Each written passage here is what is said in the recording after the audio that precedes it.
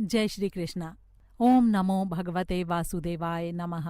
हरे कृष्ण कृष्ण कृष्ण हरे हरे, हरे राम राम राम हरे हरे। आइए शुरू करते हैं आज की कथा। कार्तिक मास महात्म्य 14वां अध्याय। 13वें अध्याय तक की कथाओं को भक्ति भाव पूर्वक सुनने के बाद महाराज पृथु ने नारद जी से निवेदन किया, हे देवर्षि, आप सर्वज्ञाता हैं और मैं अज्ञानी।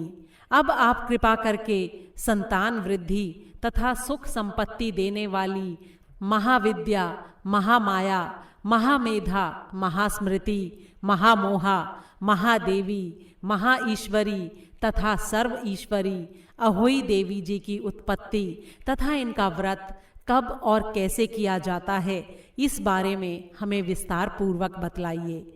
महाराज पृथु द्वारा इस प्रकार प्रार्थना किए जाने पर नारद जी एक प्राचीन कथा सुनाते हुए बोले, हे राजन, एक समय कलिकाल में बड़ा भारी अकाल पड़ा। भीषण अकाल और महामारी फैलने से अनेकों व्यक्तियों की अकाल मृत्यु हो गई। तब सब लोग इस विपत्ति से छुटकारा पाने का उपाय सोचने लगे। अंत में निश्चय करके कार्तिक कृष्णा सप्तमी को सबने व्रत रखा। व्रत के प्रभाव से शाम के समय चामुंडा देवी हाथ में नरमुंड लिए प्रकट होकर कहने लगीं, मैं रुद्र सहित विहार करने के लिए यहाँ आई हूँ, लेकिन सारे संसार में पाप छाया हुआ है। ब्राह्मण वेदहीन, क्षत्रिय सामर्थ्यहीन और वैश्य और शूद्र धर्महीन हो गए हैं।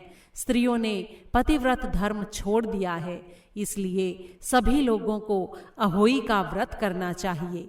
कार्तिक कृष्णा सप्तमी तथा अष्टमी को केवल रोगियों को छोड़कर शेष सभी स्त्री पुरुष सारे दिन भोजन न करके सायंकाल को अहोई देवी का पूजन करें। मेरा ही नाम अहोई देवी है, इसलिए सभी व्यक्ति अहोई पूजन को मेरा ही पूजन मानकर पूरे भक्ति भाव के साथ करें। अहोई अष्टमी पूजन का विधान बताते हुए चामुंडा देवी ने कहा, सभी व्यक्ति अपने घरों को गोबर और मिट्टी से लीप कर साफ करें।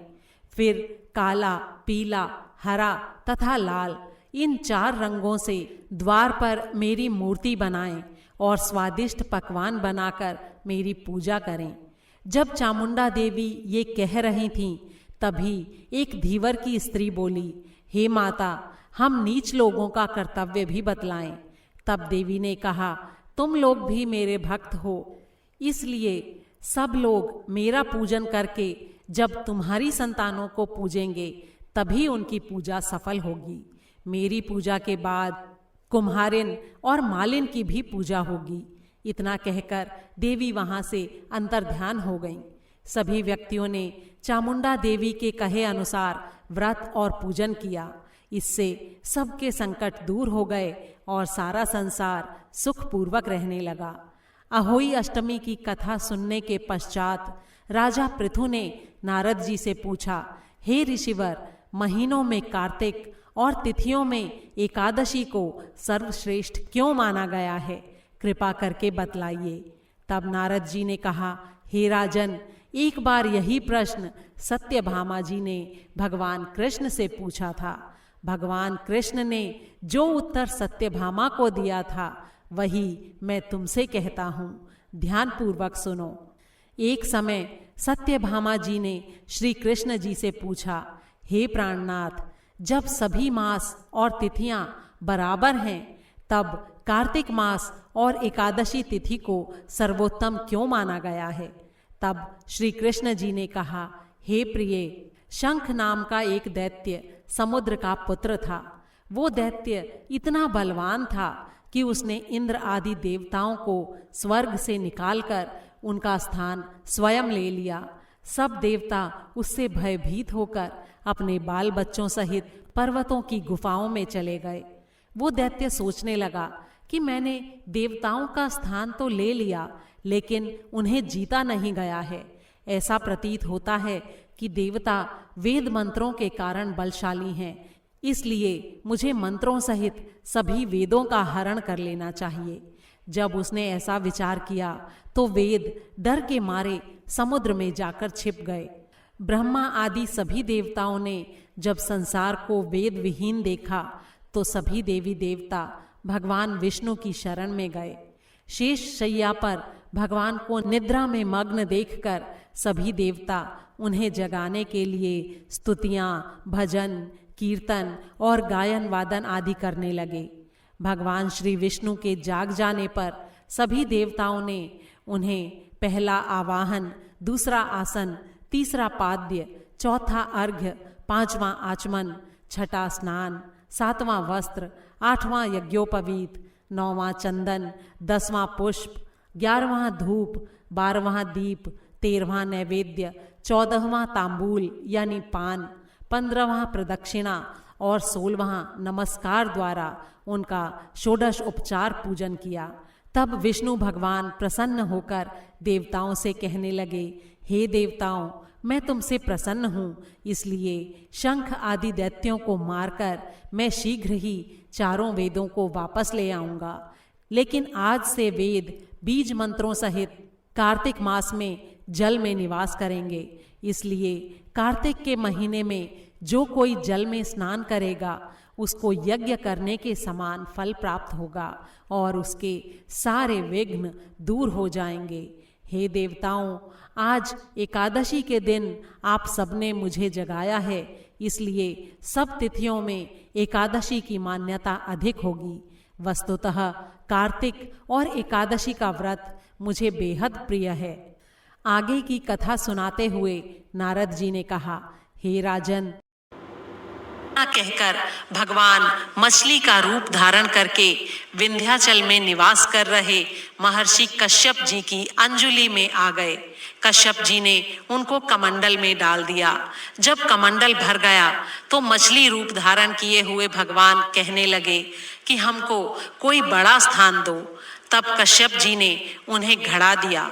घड़ा भी भर गया। तब उन्होंने उन्हें कुएं में छोड़ दिया। लेकिन भगवान मत्स्य रूप में तेजी से बढ़ते गए, इसलिए कश्यप जी ने उनको अंत में समुद्र में डाल दिया। भगवान ने एक अत्यंत विशाल मछली का रूप धारण करके दैत्यराज शंखासुर का वध कर दिया। शंखासुर का वध करने के पश्चात भगवान अपना मत्स्य रूप त्याग कर विश्राम करने के लिए बद्री नारायण चले गए। वहां भगवान ने देवताओं से कहा, हमने शंखासुर को मार दिया है, इसलिए ऋषि और मुनि जाकर समुद्र के अंदर से वेदों को ढूंढ लाएं। तब तक देवताओं सहित प्रयाग में मेरा निवास रहेगा। तब ऋषियों ने अपने तपोबल के द्वारा समुद्र में से वेदों के 6 अंगों छंद, व्याकरण, कोश, वैद्यक, ज्योतिष तथा स्मृति को ढूंढ निकाला। जिस वेद का जो भाग जिस ऋषि को मिला, तब से वो भाग उसी ऋषि का माना जाता है। इसके बाद सारे ऋषि ब्रह्मादि देवताओं सहित प्रयाग आए और उन्होंने वहां पर अश्वमेध यज्ञ किया। इसीलिए प्रयाग को तीर्थों का राजा कहा जाता है। प्रयागराज में स्नान, दान और यज्ञ आदि करने वालों के जन्म जन्मांतर के पाप समूल नष्ट हो जाते हैं और वे मोक्ष के अधिकारी बन जाते हैं, इसमें कोई संदेह नहीं है। बोल श्री विष्णु भगवान की जय। इस प्रकार 14 अध्याय समाप्त हो गए हैं। कार्तिक महात्म सुनने वाला, सुनाने वाला दोनों ही पुण्य के भागी होते हैं।